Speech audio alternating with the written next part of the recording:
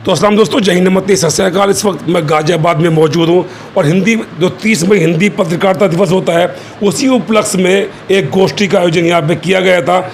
यहाँ पे लगभग बहुत सारे पत्रकार वहाँ पहुँचे और पत्रकार से जुड़ी समस्याओं के बारे में बातचीत हुई और कैसे सरकार और लोगों के बीच में समन्वय बनाकर उनको पहुँचाया जा सके, इस बात को लेकर भी चर्चा हुई। और जब चर्चा और ये भी हुई कि हम देखते हैं कि आज पत्रकारिता जो है वो इसका जो स्तर जो है काफ़ी थोड़ा धूमिल हुआ है, उसको कैसे उस पर लाया जाए जो पत्रकारिता पहले थी। क्या कहेंगे सर इस बारे में? देखिए, पत्रकार है। सबसे बड़ी बात तो आप लोग सब ये समझ लीजिए, चाहे वो बड़े अखबार का है या छोटे अखबार का है, और पत्रकारों का एक कद है, वो था और रहेगा। तो धूमिल होने की तो कहीं से कहीं तक आप ये मान के चलिए, पत्रकारों का धूमिल नहीं हो रहा है, क्योंकि हर एक की समस्याएं प्रत्येक व्यक्ति की जब होती है तो वो पत्रकारों को ही याद करता है, चाहे फिर वो अधिकारी हो, नेता हो या समाज के लोग हों या समाज सेवी हो। हर व्यक्ति पत्रकारों को याद करता है और पत्रकार ही ऐसा व्यक्ति है जो हर एक की समस्याओं में शामिल होता है। सर समझे नहीं, जैसे कि हम पत्रकारिता, मैंने कहा उस बात का मेरा सर ने जिक्र भी किया कि आईना जो हमेशा साफ होना चाहिए उसमें, ताकि तस्वीर साफ दिखे, जो गोरा हो गोरा, काला हो तो काला। तो वो कहीं ना कहीं आईना बदला। जो लोग हम देखते हैं कि बहुत से पत्रकार के मतलब जो है एक जाति विशेष कह लो या पार्टी विशेष कह लो, उसके लिए काम करते हैं, जबकि पत्रकार का काम ये है कि वो समाज से जुड़ी समस्याओं को सरकार या एडमिनिस्ट्रेशन तक पहुँचाए।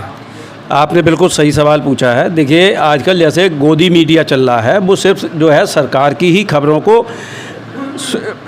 बताती है। आप अगर इंटरव्यू भी टीवी पर देखें तो आप अक्सर इस चीज़ को देखेंगे कि ऐसे लगता है कि वो पत्रकार नहीं, किसी पार्टी का नेता बोल रहा है, क्योंकि विपक्ष से वो इस तरह के सवाल करते हैं जो कि पत्रकारिता को नहीं करने चाहिए।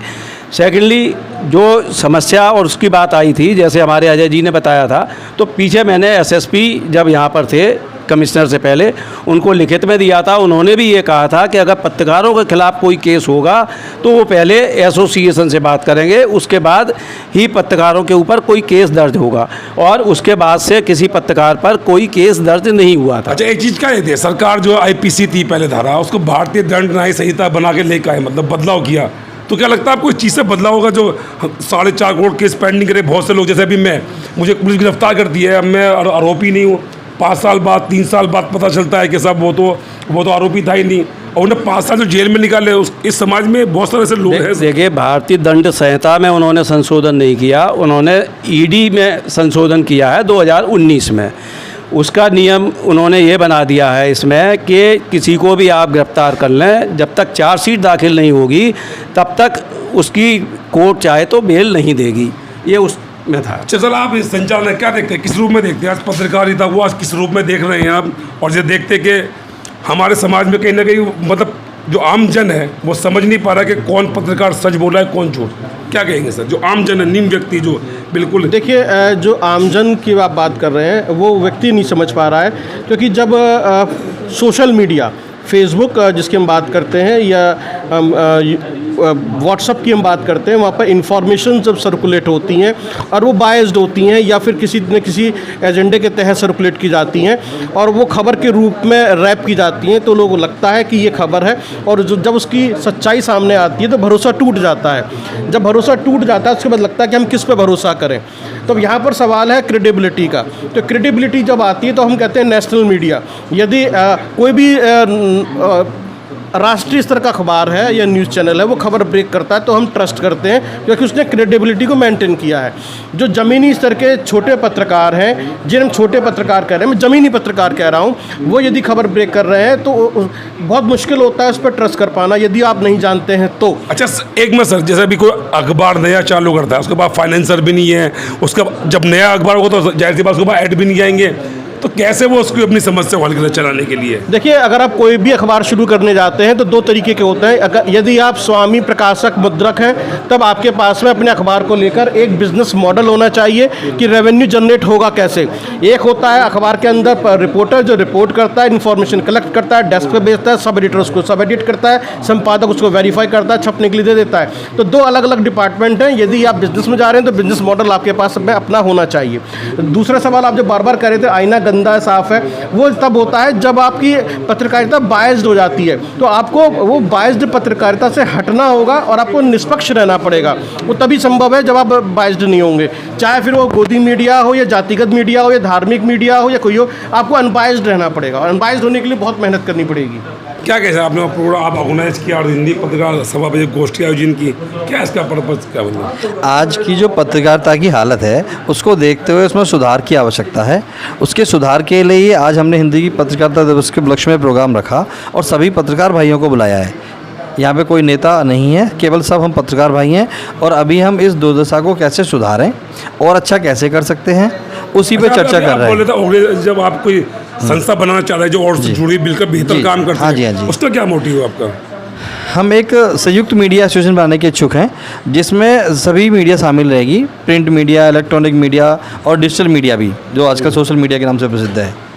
और हम सभी लोगों की जो समस्याएं हैं उसको उसमें लेके चलेंगे और कैसे उनका निवारण कर सकते हैं उसके लिए हमने कुछ प्रोग्राम सोचे हैं जो मैं अभी सब लोगों के सामने रखूँगा।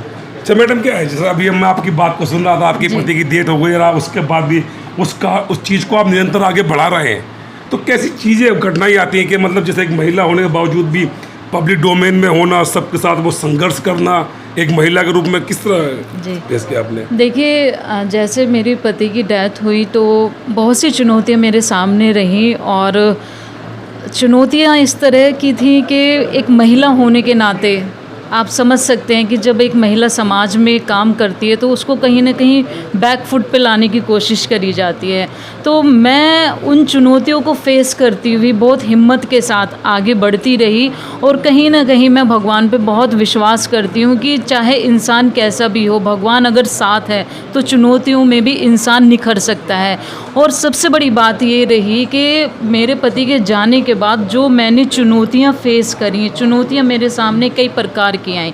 जैसे मैं अधिकारी के पास जाती थी तो वो सही से सुनते नहीं थे कि ये तो एक महिला है, पत्रकार है, तो महिला क्या कर लेगी, कुछ भी नहीं कर सकती। तो मैंने कहा कि महिला अगर अपनी पे आ जाए ना तो महिला आपको इस कुर्सी से नीचे भी उतार सकती है। मैंने ये शब्द कहे क्योंकि मेरे सामने इतनी चुनौतियाँ आई कि सब ने मतलब एक महिला होने के नाते बहुत हल्के में लिया, अधिकारियों ने भी, क्योंकि एक पत्रकार की जो पावर है ना। मेरे हस्बैंड रहे, उनको सब जानते हैं, डॉक्टर सागर शर्मा, गाज़ियाबाद के एक फेमस पर्सनालिटी रहे वो, और उनकी बात में दम होता था और उन्होंने भी पत्रकारिता के माध्यम से बहुत लोगों की जो समस्याएं थी समाज में इतना सुधार किया उन्होंने। तो मैं उन सबको देखती थी तो कहीं ना कहीं फिर मुझे उनके नाम का आज जो मेरे साथ ब्लेसिंग्स हैं वो उन्हीं की हैं और सब यही चाहते हैं कि एक महिला होने के नाते ये आगे ना बढ़े। अच्छा जी, देख रही पत्रकार में निरंतर नए नए बदलाव हो रहे हैं जी। पिछले पत्रकार के तौर पर 2024 तक ये पहुंची, तो इस टाइम पे परिवार पत्रकार तो किस रूप में देखती है?